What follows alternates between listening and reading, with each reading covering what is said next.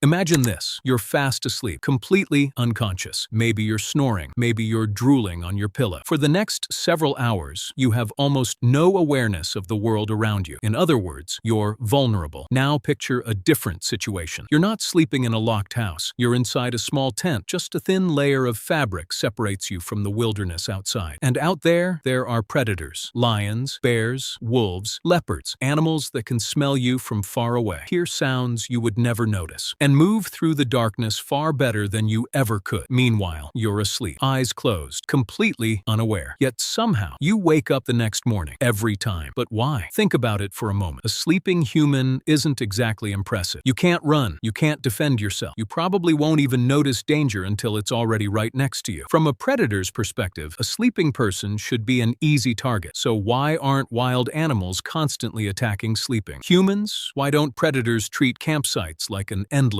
buffet? The answer is surprisingly complicated. It's not one reason, it's several, and each layer reveals something fascinating about the relationship between humans and the natural world. A relationship that goes back thousands of years, long before cities, long before farming, long before civilization itself. To understand it, we need to start with something that sounds strange at first. Humans are scary. Not necessarily you. You might be sitting comfortably on your couch right now. But humans as a species are different. To many predators, we are one of the most intimidating animals on Earth. And the strange part is that we don't look intimidating. We don't have giant claws. We don't have sharp fangs. We aren't covered in armor. At first glance, we don't seem particularly dangerous at all. Humans don't look like super predators. We don't have claws. We aren't especially fast. We're not incredibly strong for our size. And compared to many animals, our night vision is terrible. If you looked at humans on paper, you probably wouldn't expect us to dominate the planet. But appearances can be deceiving. In 2019, researchers conducted an interesting experiment. They played recordings of ordinary human conversations near mountain lions in California. Not shouting, not screaming, just normal people talking. And the reaction was surprising. The mountain lions left almost immediately. These weren't small animals. Mountain lions are powerful predators. They can take down large deer, carry heavy prey across difficult terrain, and survive in environments where most animals struggle. Yet the sound of a simple human conversation was enough to make them back away. What's even more surprising is that some of these animals abandoned their food. Imagine spending hours tracking prey, using energy to chase it, finally catching it, then leaving the meal behind because you heard people nearby. From a survival perspective, that's a huge sacrifice. Predators can't afford to waste energy. Every hunt matters, every meal matters. Yet many of them still chose distance over dinner. And this wasn't just one unusual case. Scientists have observed similar behavior in many parts of the world. In Africa, lions often reduce their activity in areas where humans are common. In India, tigers frequently avoid villages, even when those villages sit inside excellent hunting territory. In the Amazon rainforest, jaguars have been seen changing their travel routes to stay away from places regularly visited by people. These animals are more than capable of attacking. They have the strength, the speed, the weapons. But in many situations, they simply prefer not to risk an encounter with humans. And that raises an important question. If humans seem so weak compared to these predators, why are predators so eager to stay away from us? These predators aren't avoiding humans by accident. This behavior has been shaped over thousands of generations. For many animals, staying away from people has become a survival strategy, and the reason goes back a very long time. Humans have been hunting large animals for an incredibly long time. Not hundreds of years, not thousands. We're talking about millions of years of evolutionary history. For much of that time, humans weren't just prey trying to survive. We were predators too, and we became very good at it. Think about some of the giant animals that once roamed the earth. Mammoths, giant sloths, woolly rhinos, saber-toothed cats, cave bears. Many of these creatures survived dramatic climate changes and ice ages. Yet after humans arrived in their regions, many disappeared within a relatively short period of time. Again and again, the pattern repeated itself. Humans showed up. Large animals declined. Predators learned a dangerous lesson. Stay away. Even in more recent history, humans continued targeting large predators. Wolves were hunted across huge parts of North America. Mountain lions vanished from vast regions. Predators were trapped, poisoned, and killed for generations, and that created a powerful form of natural selection. Imagine two wolves. One is cautious, the other is fearless. The fearless wolf wanders too close to human settlements. Eventually, it gets killed. The cautious wolf keeps its distance. It survives. survives. It has offspring, and those offspring inherit the same cautious behavior. Now repeat that process thousands of times, across thousands of years, generation after generation. Slowly, the animals that feared humans survived more often. The animals that underestimated humans disappeared. Over time, that caution became deeply ingrained. It became instinct. Today, many large predators are descendants of the animals that learned to avoid us, which means something interesting happens when a predator encounters signs of humans. A leopard catches your scent. A wolf hears your voice. A mountain lion notices movement near a campsite. And somewhere deep inside its brain, an ancient warning system activates. Not a conscious thought, not a detailed calculation, just a powerful instinct that has been shaped by countless generations. An instinct that says, be careful. Humans are dangerous. A leopard isn't sitting in the darkness thinking about human history. It's not remembering ancient hunters. It's not analyzing thousands of years of evolution. But deep inside its brain, something is happening. An old warning system switches on, a signal passed down through countless generations, a signal that says, be careful, stay away. This creature might be dangerous. That instinct didn't appear overnight. It was shaped by every ancestor that survived an encounter with humans. In a way, it's a form of biological memory, not memory in the way we think of it, but information carried across generations through evolution. And that memory runs deep. But humans have another advantage, our smell. Most people never think about it. We're surrounded by other humans every day. To us, human scent feels completely normal, but predators experience the world very differently. Many of them rely on smell far more than sight, and their noses are incredibly powerful. Imagine being able to detect tiny chemical traces from huge distances. That's normal for many predators. A bear can smell things from astonishing distances. Wolves can track scents carried by the wind. Big cats have special sensory systems that allow them to gather even more information from the air around them. To these animals, smell is like reading a detailed report. And when they smell a human, the report gets weird. Very weird. Because humans don't smell like anything else in nature. Think about everything attached to your scent. Your clothes, your backpack, your tent, your shampoo, your soap, your sunscreen, your insect repellent. Even the food you ate earlier. All of those scents combine into one strange chemical signature. A signature that doesn't exist anywhere in the wild. To a predator, it's completely unfamiliar. And unfamiliar things often trigger caution. Beneath all those modern smells, there is still the scent of a primate. But even that isn't what predators normally hunt. Most large predators evolved to recognize prey like deer, antelope, wild pigs, rabbits, animals they've been hunting for millions of years. Humans don't fit that pattern. We don't smell like their usual prey. We don't behave like their usual prey, and we certainly don't react like their usual prey. To many predators, a human isn't an obvious meal. It's something unusual, something unpredictable. And in the wild, unpredictable is often more dangerous than dangerous itself. A predator's hunting instinct isn't random. It's highly specialized. Predators aren't programmed to chase everything they see. Their brains are trained to recognize specific types of prey. A wolf doesn't just attack any moving object. It's hunting. Instincts are tuned to the animals it has hunted for thousands of generations. The same is true for lions and leopards and almost every other predator on Earth. Their brains look for familiar signals, a certain shape, a certain smell, a certain way of moving. When those signals appear, the hunting response activates. But humans don't match the pattern. We move differently. We smell differently. We behave differently. To a predator, we don't look like normal prey. We're something unusual. And in nature, unusual things often make animals cautious, not aggressive. Imagine walking through a forest and finding something you've never seen before. Something that doesn't fit into anything you recognize. You'd probably stop and pay attention. Predators do the same thing, and caution can be the difference between life and death. But there's another reason humans have stayed surprisingly safe at night. Fire. One of the most important discoveries in human history, and one of the most effective defenses ever created. Most animals are naturally afraid of fire. Not because they learned to fear it, because evolution taught them to. For millions of years, wildfires have been a deadly force in nature. Animals that ran away from fire survived. Animals that ignored it often didn't. Over time, that fear became deeply embedded. It became instinct. Even animals raised far from wild environments often show signs of avoiding fire and smoke. The response is incredibly old and incredibly powerful. Humans learned to control fire somewhere between 1 and 2 million years ago. And once we did, everything changed. Fire gave us light, warmth, protection, and extra hours after sunset. But it also sent a message into the darkness. awareness. A message every predator could understand. Danger. A glowing campfire isn't just a source of heat, it's a warning sign. It tells nearby animals that something unusual is here, something powerful, something capable of controlling one of nature's most feared forces. For countless generations, predators have encountered humans sitting beside fire, again and again, year after year, century after century. Eventually, the lesson became automatic. Today, when many animals see fire, they don't stop to think about it. They don't analyze the situation. They simply react. They keep their distance because deep inside their instincts, an ancient message is still waiting. Stay away. This isn't worth the risk. Humans learned something important very early, long before farms, long before cities, long before writing, pottery, or massive buildings. We learned how to control fire, and honestly, that was probably the right priority, because fire helped us survive long enough to invent everything else. But now, let's talk about one of the biggest myths about predators. Movies get this wrong all the time. They often show predators as fearless killing machines, animals that attack anything that moves, animals that never hesitate. But that's not how real predators behave. In reality, large predators are incredibly cautious. They have to be, because every hunt comes with risk. Think about it. A lion doesn't have a hospital. A wolf can't call a doctor. A bear can't take a few weeks off to recover. In the wild, even a small injury can become a serious problem. A damaged leg, a deep wound, a broken tooth, an injured eye. Any of these can make hunting much harder. And if a predator can't hunt, it can't eat. And if it can't eat, it dies. That's why predators are constantly making calculations. Every potential target is evaluated. Is it worth the risk? Will this hunt provide enough food? How likely am I to get hurt? How likely am I to succeed? These questions determine whether a predator attacks or walks away. And surprisingly, humans often fail that test for several reasons. The first reason is uncertainty. Predators prefer prey they understand, animals they've seen countless times before. A lion knows how a zebra reacts. A wolf understands how deer behave. They know the patterns, the movements, the escape strategies. Humans are different. We're unpredictable. A sleeping person might suddenly wake up. They might start shouting. They might grab a tool. They might not be alone. Other humans could appear within seconds. From a predator's perspective, that's a lot of unknowns. And unknowns are dangerous. The more uncertainty involved, the higher the risk. And predators hate unnecessary risk. But uncertainty isn't the only problem. There's another issue: size. And that matters more than most people realize. There's another reason predators don't see humans as easy targets. We're bigger than we think. Most prey animals move on 4 legs. Humans stand upright, and that changes everything. When you stand on 2 legs, you appear taller and more imposing than many animals of a similar weight. In the animal world, standing upright is often a signal that says, "Don't mess with me." Think about a bear standing on its hind legs, or a gorilla rising up before a confrontation. They do it to look larger, more intimidating. Humans walk around like that all the time. It's our default setting, and other animals notice. Even when you're asleep, your body shape is unusual. You don't look like a deer. You don't look like a rabbit. You don't resemble the prey most predators evolved to hunt. To them, you're something different, and different usually means caution. But the biggest reason might be much simpler. Why take the risk? Imagine you're a predator with plenty of food available. There are deer nearby, rabbits, wild pigs, animals you've hunted your entire life, animals you understand. Then there's a human. Strange, unpredictable, potentially dangerous. Why choose the difficult option when easier options already exist? From a survival perspective, it doesn't make much sense. The risk is higher, the reward isn't, and nature is all about efficiency. Predators don't want unnecessary challenges. They want successful hunts, and humans rarely look like the safest choice. But there's another fascinating piece of the puzzle. Something happening while you're asleep right now. Because despite how unconscious sleep feels, your brain never completely switches off. In fact, sleep isn't one long state. It's a cycle. Throughout the night, your brain moves through different stages. Some are deep, some are lighter. And during those lighter stages, your brain is still paying attention to the world around you. Not consciously, but it's listening. Researchers have discovered that unfamiliar sounds are more likely to wake us than familiar ones. A strange noise, a sudden movement, something unusual in the environment. Your sleeping brain notices. Scientists sometimes call this the sentinel function of sleep. Think of it like an ancient security system. Even while resting, part of your brain remains on duty, keeping watch, listening for danger, ready to sound the alarm if something doesn't feel right. Even while you're asleep, part of your brain is still working. Not enough to keep you fully awake, but enough to keep watch. Scientists believe humans evolved a built-in monitoring system during sleep, a system that constantly scans the environment for anything anything unusual. While you're resting, your brain is still processing sounds, still analyzing changes around you, still listening for signs of danger. A loud branch snapping nearby, heavy footsteps moving through the darkness, a strange sound outside your tent. Even subtle changes in the environment can trigger a response, and if something seems important enough, your brain can pull you out of sleep surprisingly fast. This isn't a design flaw, it's a survival feature. Think about our ancestors. For hundreds of thousands of years, humans slept in environments filled with potential threats: predators, rival groups, dangerous weather. The people who slept too deeply had a problem. They often didn't wake up when danger arrived. But the people whose brains stayed alert enough to detect threats, they survived. They escaped danger. They passed those traits on to future generations. Over time, human sleep adapted. We developed a balance, deep enough to recover, light enough to respond. That's why sleep isn't one long, uninterrupted state. It's a series of cycles, periods of deeper rest, followed by lighter stages where your brain becomes more aware of what's happening around you. So even when you feel completely helpless at night, you're not entirely disconnected from the world. Part of your brain is still standing guard, not perfectly, but enough to improve your chances of survival. And then there's another layer of protection, something humans have relied on for almost our entire history: each other. Because humans rarely slept alone. We traveled in groups, lived in groups, and slept in groups. That matters a lot. Across nature, animals are safer when they're together. A single wildebeest is vulnerable. A herd is much harder to attack. A lone fish is an easy target. A school of fish is far more difficult to catch. Predators understand this. In fact, many predators spend less time looking for prey and more time looking for weakness. They search for animals that have become isolated, separated from the group, distracted, alone, because groups are dangerous. And humans have always been one of the strongest group-forming species on Earth. Predators don't usually target groups. They look for individuals. The animal that's alone, the one that wandered too far, the one separated from everyone else. That's often where the opportunity is. A lone target is easier to control, easier to surprise, and far less risky. But a campsite full of humans is something very different. It's a group, and groups create problems for predators. Because if one person wakes up and starts shouting, there's a good chance everyone else wakes up too. Suddenly, what looked like a simple hunt becomes chaos. Multiple people, multiple threats, multiple unknowns, and predators hate uncertainty. Remember, their goal isn't to prove how powerful they are. Their goal is to survive. The safest hunt is usually the best hunt, and a group of humans is rarely the safest option. But let's be realistic for a moment. None of this means humans are immune to attacks. Predator attacks do happen. They always have, and they still do today. But when scientists look at these incidents, a pattern often appears. Something unusual has changed the normal rules. Maybe the predator is injured. An injured animal can't hunt as effectively as it once could. Maybe it's starving. Perhaps its habitat has been damaged and its normal prey has become scarce. Maybe it has spent too much time around humans and no longer sees people as a threat. This can happen surprisingly quickly, especially when tourists feed wild animals, or when animals begin associating humans with food. And sometimes the predator is simply old, too old to chase fast prey, too weak to hunt the way it once did. In those situations, desperate animals may start taking risks they would normally avoid. One of the most famous examples comes from Kenya in 1898. Two male lions became known for attacking railway workers over several months. The story became legendary, but an important detail is often left out. These weren't typical lions. Researchers later discovered that one of them had serious dental damage, a condition that may have made hunting normal prey much more difficult. In other words, these lions were operating under unusual circumstances. They weren't examples of normal predator behavior. They were exceptions. And that's an important distinction, because most large predators spend their lives avoiding unnecessary risks. And for thousands of years, humans have remained one of the biggest risks in the wild. Imagine yourself lying there in the middle of the night. The forest is dark. The wind moves through the trees. Strange sounds echo beyond the thin walls, and somewhere deep inside, you feel a small pulse of anxiety, a reminder from a much older world. That's normal. That feeling helped your ancestors survive. It kept them cautious. It kept them alert. It kept them alive. But here's the interesting part. While you're listening to the darkness may be listening to you too. And for the most part, it has already made its decision. The animals out there know something. Your ancestors spent thousands of years teaching them. Humans are not worth the risk. And that's probably why you'll wake up tomorrow morning, just like your ancestors did, and just like countless generations before them.